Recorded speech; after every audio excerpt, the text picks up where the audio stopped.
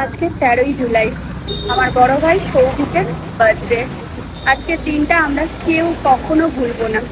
ও আমাদের ছেড়ে বরের কাছে চলে গেছে, কিন্তু তাও আমরা আজকের এই দিনটা একভাবে পালন করে আসি, ওকে উইশ করি। কেন জানো? আমরা মনে করি যে ও আমাদের কাছে ফিরে এসছে আমার ছোট ভাই কৃষ্ণের রূপে।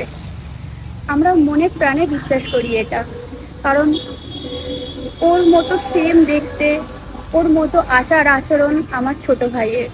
সৌভিক চলে যাওয়ার পর আমরা অনেক ভেঙে পড়ি, কিন্তু তোমাদেরকে অনেক বড় গল্প বলতে হবে তাহলে ওকে ফিরে পাওয়ার।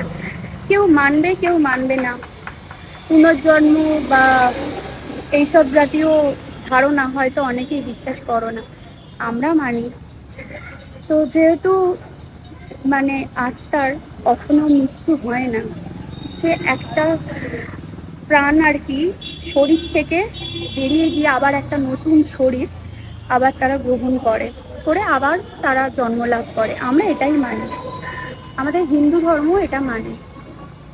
তো সেহেতু আমরা ঈশ্বরের কাছ থেকে অনেক অনেক মানে প্রার্থনা করি যে আমি করি, আমার মা বাবাও করে। আমার মা বাবা অনেক ভেঙে পড়ে। একটা ছোট ভাইকে হারিয়ে যেটা হয়, ছোট সন্তানকে হারিয়ে যেরকমভাবে আমরা মানে সেই দিনগুলো কাটিয়েছিলাম, তো সেই দিনগুলো কথা আজও ভাবলে কষ্ট হয়।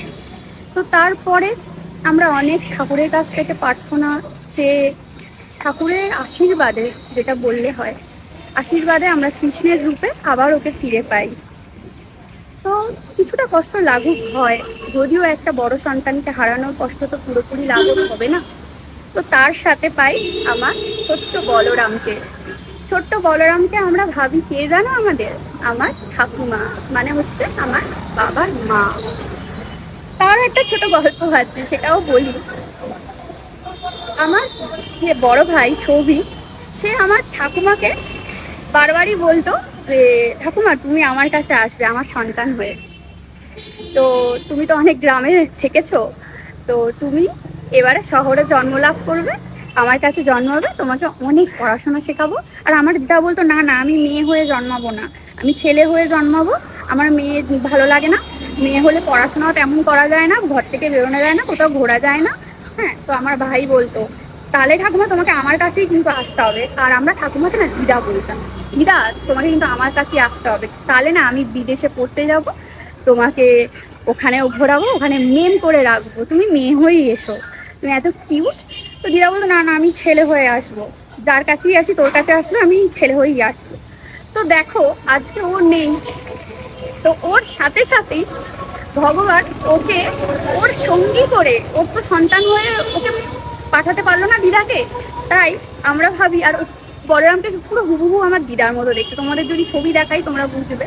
তো আমরা মনে করি যে মানে আমার দিদাই আমার বলরাম হয়ে আমার ভাইয়ের সাথে সঙ্গী, খেলার সঙ্গী হয়ে এসেছে, আমার যমজ ভাই হয়ে এসেছে দুজন। তো আসো আমার ভাইয়ের জন্মদিনে কেক কিনি, চলো।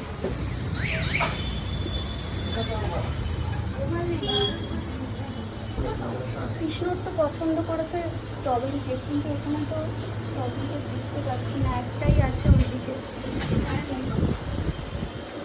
দেখা যাক ওটা নিয়ে কি। একটা পেয়েছি, এটা চলো নেওয়া যাক।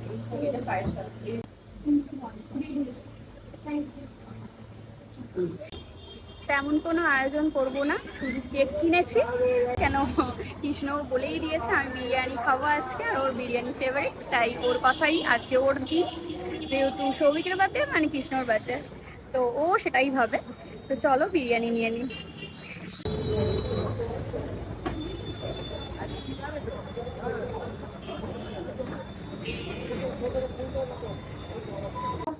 বেচারারা অনেকক্ষণ ওয়েট করছে, অনেক দেরি হয়ে গেছে স্ট্রবেরি কেক কিনতে কিনতে। বিরিয়ানি বিরিয়ানি বিরিয়ানি বিরিয়ানি বিরিয়ানি বিরিয়ানি বিরিয়ানি নামু কাকু খাও খাও খাও, কেন কেন।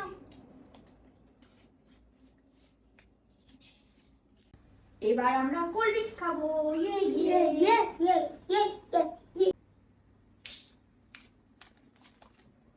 চলো চলো। Happy birthday to you, happy birthday to you, happy birthday dear Souvik ভাইয়া, হ্যাপি বার্থডে টু ইউ।